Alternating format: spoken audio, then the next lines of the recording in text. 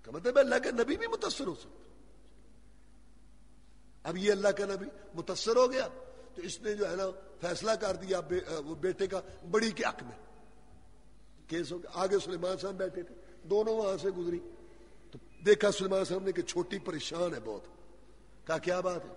میں کہا یہ اس طرح مسئلہ تھا ہمارا, وہ ایک بچے کو بھیڑیا کھا گیا تھا تو ہم داؤد علیہ السلام کے پاس آئے تھے فیصلہ کرانے. یہ فیصلہ ہو گیا بڑی کے حق. بڑی نے کہا وہ میں نے وہ دلیل دی, وہ میرا بیٹا تھا میرے حق میں. نہیں میرا خیال ہے ایسے کرو, میں چھری سے دونوں کے ٹکڑے کر دیتا, اس بچے کے 2 ٹکڑے کر دیتا ہوں, آدھا تو لے لے آدھا تو لے لے, اس میں کیا ہے وہ بات ہے, آدھا بیٹا تو لے لے آدھا میں لے آؤ چھری. بس اتنا ان کا کہنا تھا.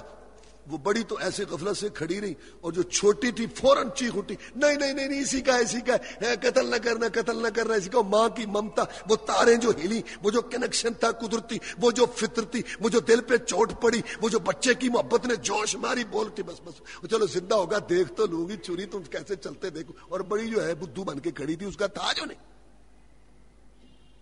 وہ چھوٹی چیخ اٹھی تو سلمان صاحب سمجھ گئے کہ یہ چھوٹی کہ یہ ایسی باتیں بناتی ہے, اس کو دے دی.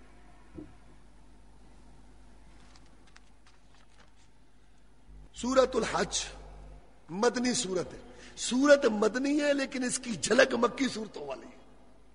میں نے بتایا تھا نا شروع میں کہ مکی صورتوں کا موضوع کیا ہے. اللہ پر ایمان, آخرت پر ایمان, فرشتوں پر ایمان, یہ دنیا فانی ہے اور مر کے دوبارہ اٹھنا, اس کے دلائل, یہ مضامین ہوتے ہیں تقریباً مکی صورتوں میں. اور عموماً ان میں یا ایھا الناس ہوتا ہے لوگوں, مکی صورتوں میں عام طور پر, قانون نہیں ہے ویسے بقرہ صورت مدنی ہے, اس میں بھی یا ایھا الناس ہے, اس میں بھی ہے. اس کی جھلک مکی صورتوں والی ہے لیکن مدنی صورتوں والی جھلک بھی اس میں ہے. اس میں جہاد کے احکام ہیں, قتال کے احکام ہیں, حج کے احکام ہیں, قربانیوں کے احکام ہیں, نظر کے احکام ہیں, وہ اس کے اندر بیان ہوئے. یعنی یوں سمجھے صورت مدنی ہے لیکن اس میں جھلک مکی مضامین اور مدنی مضامین دونوں کی. اللہ تعالیٰ فرماتے ہیں سورت کے شروع میں,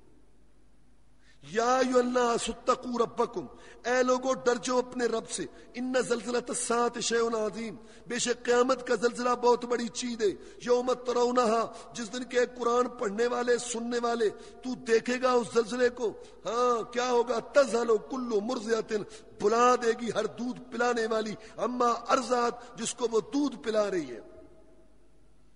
مرضعہ دودھ پلانے والی, ایک ہے دودھ والی, بچہ ہے چھوٹا, بچی ہے چھوٹی, دودھ والی ہے, نہیں دودھ پلا رہی ہے. ایک ہے بچہ سویا ہوا ہے اور وہ وہاں ہے, نہیں وہ بچے کو دودھ پلا رہی ہے, بچی کو دودھ پلا رہی ہے. ماں کی ممتا جوش میں ہے, محبت عروج پر ہے, ماں بیٹی کا کنیکشن قائم ہے آپس میں. اس وقت کی بات ہے. وتدع کل ذات حمل حملھا, اور پھینک دے گی, گرا دے گی ہر حمل والی حمل کو. ایسا شدید زلزلہ ہوگا قیامت. ماں جو قربان ہوتی ہے بچے اور بچی پر, قیامت کا زلزلہ ایسا ہوگا کہ اس کے بھونچال کے آگے وہ بھی گھبرا کے بچے کو پھینک کے بھاگ پڑے گا اور حمل والی کا بچہ گر جائے گا. بَتَرَ النَّاسَ سُکَارَىٰ وَمَا هُم بِسُکَارَىٰ, تو لوگوں کو دیکھے گا نشے کی کیفیت ہوگی. کالفراش المبثوث, ادھر ایسے بکھرے ہوئے پروانوں کی طرح نشے کی حالت میں لگ رہا ہوگا جیسے ان کو نشہ ہے. وَمَا هُم بِسُکَارَىٰ, وہ نشہ نہیں, وَلَٰكِنَّ عَذَابَ اللَّهِ شَدِيدٌ, وہ تیرے رب کے عذاب کی ابتدا ہو چکی ہو. صحیح عذاب تو ہوگا لیکن جب عقیدہ ہی نہیں ہے کہ مر کے اٹھنا ہے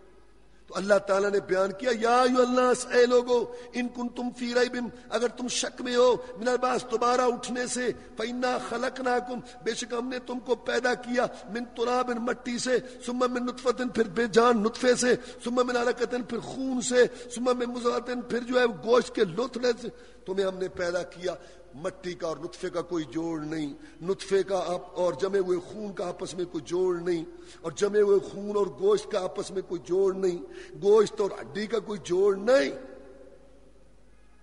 اور جب پیدا ہوا بچپن میں تھا, ہاں بڑا ہوا لڑکپن میں پہنچا, اس کا آپس میں کوئی جوڑ نہیں, اور پھر لڑکپن اور جوانی کا کوئی جوڑ نہیں, پھر جوانی اور بڑھاپے کا کوئی جوڑ نہیں. جب ان چیزوں میں آپس میں کوئی تعلق نہیں, کوئی جوڑ نہیں, ہم نے ایک سے دوسرا مرحلہ, دوسرے سے تیسرا مرحلہ طے کیا, باقی ایک مرحلہ رہ گیا. ٹھیک ہے ہڈیاں وہ سیدھا ہو گئی، ٹھیک ہے ہڈیاں چورا چورا ہو گئی، وہ بے جان مٹی ہو، اس کو جو ہے بالکل غیر مذکور رکھا، تیرا ذکر بھی نہیں تھا، جب ہم نے چاہا تجھے یہ نطفہ رکھا، جب تک ہم نے چاہا ریم میں رکھا نطفہ، جب تک ہم نے چاہا جمع ہوا خون رکھا، جب تک ہم نے چاہا اس کو گوشت رکھا، جب تک ہم نے چاہا اس کو ہڈیوں اور وہاں رکھا پیٹ میں، اور جب ہم نے چاہا ہم نے اس کو پیدا کیا، پیدائش دی، اور جب ہم نے چاہا بچپن رکھا، جب تک ہم نے چاہا جوانی میں رکھا، جب تک ہم نے چاہا اس کو بڑھاپے میں رکھا، جب تک ہم نے چاہا زندہ رکھا، جب ہم نے چاہا مار دیا، جب اتنے مراحل میں ہماری مرضی چلی، دوبارہ اٹھنے میں تیری چلے گی؟ اس کے بعد اللہ تبارک و تعالی نے لوگوں کی حالت بیان کی ہے جو شیطان کے بہکاوے میں آ کے مستقل مزاج نہیں، وَمِنَ النَّاسِ مَن يَعْبُدُ اللَّهَ عَلَى حَرْفٍ، بعض لوگ ایسے ہیں جو اللہ کی عبادت کرتے ہیں جیسے وہ کنارے پر کھڑے ہیں، فَإِنْ أَصَابَهُ خَيْرٌ اطْمَأَنَّ بِهِ، اگر بھلائی پہنچ جائے نماز پڑھنے، دین پر چلنے کی وجہ سے، روزے رکھنے، قرآن کی تلاوت، جہاد، دعوت، تبلیغ، نیکی کے کام کرنے سے اگر فائدہ ہو گیا، کاروبار میں ترقی ہوگی، گھر مل گیا، ترقی ہوگی، نوکری مل گئی، اللہ نے لڑکا دے دیا، صحت دے دی، کوئی اور آج بس وہ اللہ کو یاد کرتے ہیں نا، اللہ بڑا اچھا ہے، اللہ بہت اچھا ہے، اللہ بڑے کام کرتا ہے، اللہ ہمارے کام آتا ہے، بڑے خوش۔ وَإِنْ أَصَابَتْهُ فِتْنَةٌ انقلب عَلَىٰ وَجْهِهِ، اگر آزمائش آ گئی، کاروبار میں خسارہ پڑ گیا، مکان چھن گیا، اور جو ہے اور کوئی مسئلہ پیدا، پریشان، لو کوئی ہے اس مذہب، کوئی ہے فائدہ اس مذہب کا، کوئی دین ہے، کوئی نمازیں بھی پڑھی، روزے بھی رکھے، لوگ کیا میں یہ لوگ جو ہے نا کنارے پر کھڑے ہو کے عبادت کر رہے ہیں، فائدہ پہنچے بڑے مطمئن ہیں، تکلیف آزمائش ہے، تو کون اور میں کون، خسرت دنیا والآخرہ، ایسے لوگوں کی دنیا بھی تباہ اور آخرت بھی تباہ۔ اس کے بعد اللہ تعالیٰ نے حج کا بیان کیا اور ابراہیم علیہ السلام کا تذکرہ اور قربانیوں کا، اور قربانیوں کے سلسلہ میں یہ بات ارشاد فرمائی، لَن يَنَالَ اللَّهَ لُحُومُهَا وَلَا دِمَاؤُهَا وَلَكِن يَنَالُ التَّقْوَىٰ مِنكُمْ، میرے بندو جب تم قربانیاں کرتے ہو میرے پاس نہ گوشت آتا ہے نہ خون آتا ہے، وہ جو تمہارا تقویٰ، وہ جو جذبہ، وہ جانور ذبح کرنے، اس پر چھری پھیرنے اور وہ خون بہانے سے یہ ہے کہ یا اللہ یہ تو ایک جانور ہے، تیری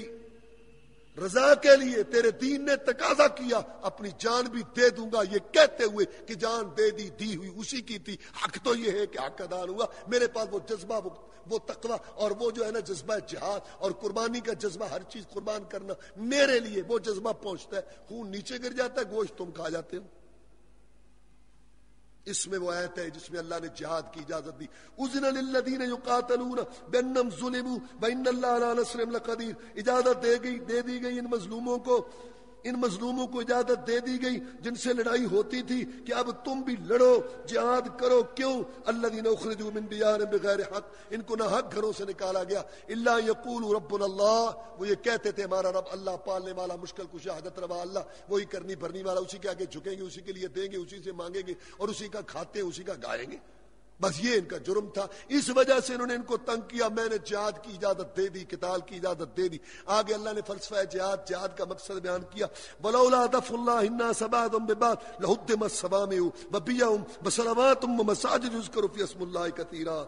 اگر یہ جہاد نہ ہوتا، فساد کو روکنا نہ ہوتا، طاغوتوں کا ہاتھ نہ روکا جاتا، آگے بند نہ باندھا جاتا، ان کی ادارہ داری نہ توڑی جاتی، دنیا میں نہ مسجدیں رہتی، نہ عبادت خانے رہتے، نہ عبادت گاہیں رہتی، نہ شرافت رہتی۔ یہ ہم نے ایک انتظام کیا کہ ہر ایک جو تگڑے اور ہر ایک کے آگے بند باندھنے کا کوئی انتظام ہو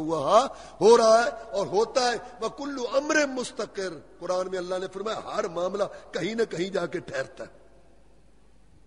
پھر جب جہاد کی وجہ سے ہم ان کو قوت طاقت دے دیتے ہیں تو پھر جو ہمارے بندے ہیں وہ کیا کرتے ہیں، الذین ان مکناہم فی الارض اقاموا الصلاۃ وآتوا الزکاۃ، جن کو ہم اقتدار دیتے ہیں، کرسی دیتے ہیں، حکومت دیتے ہیں، وہ نماز کا انتظام کرتے ہیں اور زکوٰۃ کو ادا کرتے ہیں، یہاں خود نہیں پڑھتے دوسروں کو کیا پڑھوانا ہے،